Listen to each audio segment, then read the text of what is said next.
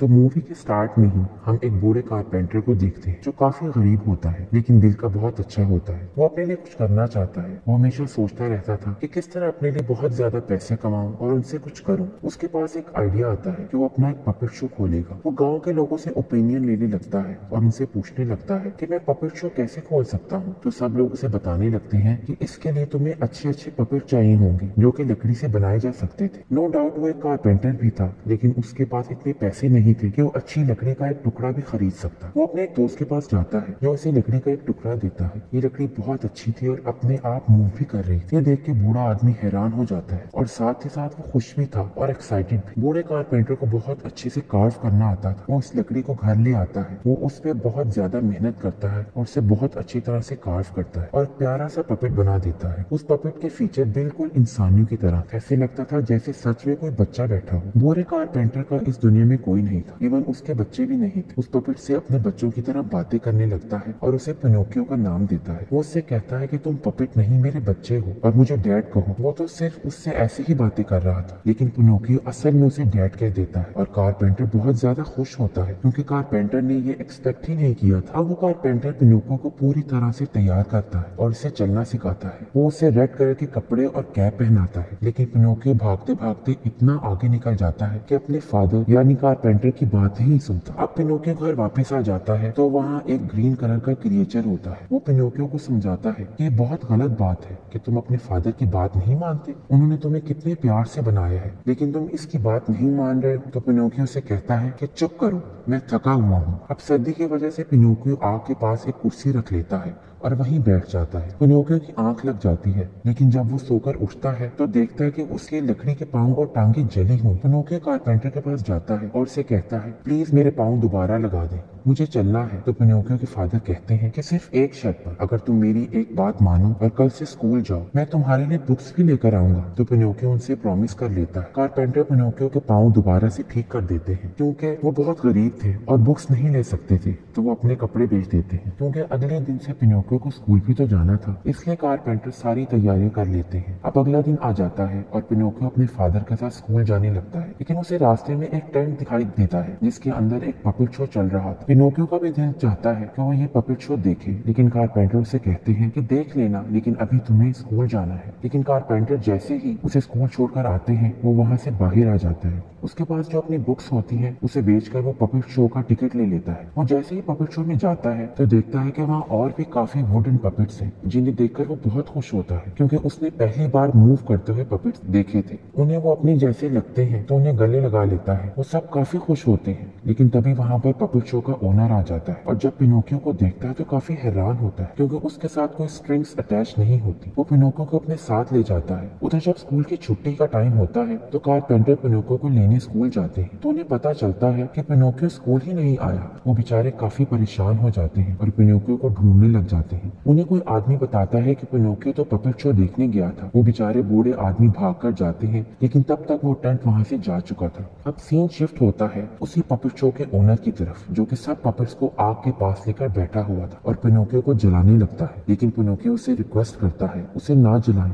तो वो कहता है ठीक है तुम्हें नहीं जलाता लेकिन तुम्हारे एक साथी पपेट को जला दूंगा जो कि बेसिकली उसका अपना पपेट था। और हो सकता है ये शो ओनर इस पपेट से जेलस हो यानी पिनोकियो से क्योंकि उसने आज तक ऐसा पपेट नहीं देखा था। लेकिन तभी पिनोकियो कहने लगता है कि नहीं आप इस पपेट को ना जलाएं, आप मुझे जला दें। पिनोकियो की ये बात सुनकर उस शो ओनर का दिल तो जैसे नरम हो जाता है। वो पिनोकियो से कहता है कि तुम कितने अच्छे हो, तुम्हारी इसी अच्छाई के बदले मैं किसी को नहीं जलाऊंगा। तुम्हें छोड़ दिया मैंने लेकिन मैं तुम्हें अपने पास ही कैद रखूंगा ताकि तुम कहीं और ना जा सको क्योंकि इससे मेरा शो खतरे में चला जाएगा। पिनोकियो सारी रात वहाँ रहे। जब सुबह होती है तो वो शो ओनर उसके पास आता है और उससे पूछता है कि तुम असल में आए कहाँ से हो और तुम्हें बनाया किसने है। तो पिनोकियो सब कुछ बताने लगता है। वो कहता है कि मुझे जिसने बनाया वो मेरे फादर है। वो बहुत गरीब है और मुझे ढूंढ रहे होंगे, सिर्फ मैं ही उनकी एक होप हूँ, तो मुझे जाने दे। तो वो शो ओनर कहता है अच्छा ऐसी बात है तो तुम लोगों का मकसद मेरे शो को खत्म करना नहीं। पिनोकियो उसे कहता है हरगिज नहीं। तो वो शो ओनर से 2 कॉइन्स देता है और कहता है कि जाओ अपने फादर के पास। वो उसे खोल देता है तो पिनोकियो जाने लगता है और जाने से पहले वो अपने सब पपेट दोस्तों से मिलता है। रास्ते में पिनोकियो को 2 अजीब लोग मिलते हैं। वो उसके पास 2 कॉइन्स दे चुके थे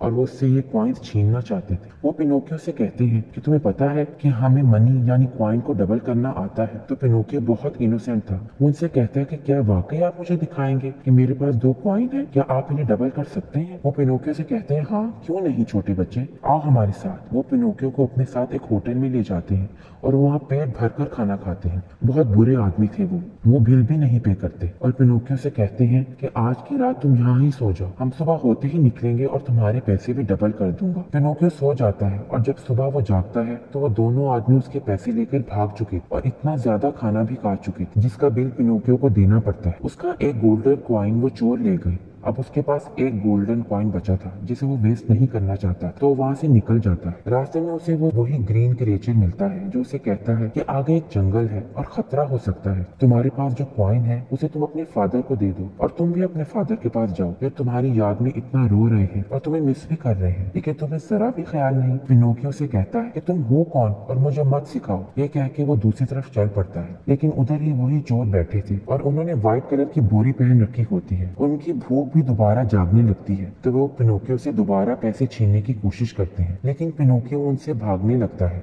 और भागते भागते वो एक हॉन्टेड हाउस में चला जाता है जो कि बहुत ही खौफनाक लग रहा था। तभी ऊपर से एक लड़की उसे कहती है कि सॉरी मैं दरवाजा नहीं खोल सकती। तो वो दोनों अजीब आदमी पिनोकियो को पकड़कर अपने साथ ले जाते हैं और वो उसे एक दरख्त पर हैंग कर देते हैं जैसे उसे मरने के लिए छोड़ दिया है। उसके बाद वो दोनों आदमी सो जाते हैं और पिनोकियो भी अपनी सेंसेस में नहीं होता। तभी वहाँ व्हाइट कपड़ों में कोई आता है और पिनोकियो को बचाकर अपने साथ ही हॉन्टेड हाउस में ले जाते हैं, उसी घर में जहाँ पिनोकियो जाता है। जब उसे अंदर ले जाया जाता है तो वो वही लड़की होती है जो दरअसल एक फेरी होती है। वो पिनोकियो को ठीक करती है और उससे पूछती है कि क्या तुम स्कूल जाते हो, लेकिन पिनोकियो उसे अपना सच नहीं बताता क्योंकि वो गरीब था। वो नहीं बता सकता था कि वो कहाँ रहता है और किस स्कूल में पढ़ता है, तो वो झूठ बोलने लगता है। और पता है क्या, उसके झूठ बोलने की वजह से उसकी नोज बड़ी होती जाती है, बिल्कुल एक नीडल या ब्रांच की तरह। तो फेरी को पता चल जाता है। वो उससे कहती है कि झूठ नहीं बोलते अच्छे बच्चे। वो बाहर से बर्ड्स को बुलाती है जो इसकी लकड़ी की नाक को छोटा कर देते हैं अपने नॉर्मल साइज में। फिर फेरी पिनोकियो को समझाने लगती है कि मैं जानती हूँ कि तुम यहाँ क्यों आए हो, क्योंकि तुम्हें वहाँ अपने फादर के पास रहना अच्छा नहीं लगता, लेकिन वो तुम्हारे फादर हैं, तुम्हें वहाँ जाना होगा, बल्कि मैं खुद तुम्हें वहाँ छोड़कर आऊंगी। फिर फेरी खुद पिनोकियो के साथ वहाँ जाती है और उसे विलेज में छोड़ देती है। तभी पिनोकियो को वहाँ वो दोनों अजीब आदमी नजर आते हैं। वो पिनोकियो से कहते हैं अरे तुम चले गए थे, हमने तो तुम्हारे कॉइन को डबल करना था, चलो यहाँ आओ हम तुम्हें एक ट्रिक दिखाते हैं। वो कॉइन्स लेते हैं और इसको मिट्टी में रख देते हैं। वो पिनोकियो से कहते हैं कि इन कॉइन्स को मिट्टी में दबाने के बाद यहाँ से एक दरख्त निकलेगा और इस दरख्त पर कॉइन्स ही कॉइन्स होंगे। पिनोकियो इमेजिनेशन में चला जाता है जहाँ उसे कॉइन्स से भरा एक दरख्त दिखाई देता है। वो दोनों आदमियों से कहते हैं कि जाओ जरा बर्तन में पानी तो लेकर आओ। जब पिनोकियो पानी लेकर वापस आता है तो वो दोनों आदमी वहाँ नहीं होते। पिनोकियो उन्हें बहुत ढूंढता है और उसके कॉइन्स भी वहाँ से जा चुके। पिनोकियो को बहुत बुरा फील होता है और कहता है कि मैं आइंदा किसी पर ट्रस्ट नहीं करूंगा। वो फौरन कोर्ट जाता है और वहाँ के जज से बात करता है जो कि एक चिंपैंजी होता है। वो इसे कहता है कि 2 बुरे आदमियों ने मेरे कॉइन्स चुरा लिए, लेकिन जज ऑर्डर देता है कि इसे पकड़कर जेल में डाल दो। तो पिनोकियो कहता है कि मेरी क्या गलती है, मैं इनोसेंट हूँ। तो जज कहता है कि इस कोर्ट का सिस्टम उल्टा है, अगर तुम इनोसेंट हो तो तुम्हें जेल में डाल दिया जाएगा, लेकिन अगर तुम क्रिमिनल हो और तुमने कोई क्राइम किया तो तुम्हें आजाद कर दिया जाएगा। पिनोकियो जो कि बहुत क्लेवर होता है वो जज से कहता है कि मैं क्रिमिनल हूँ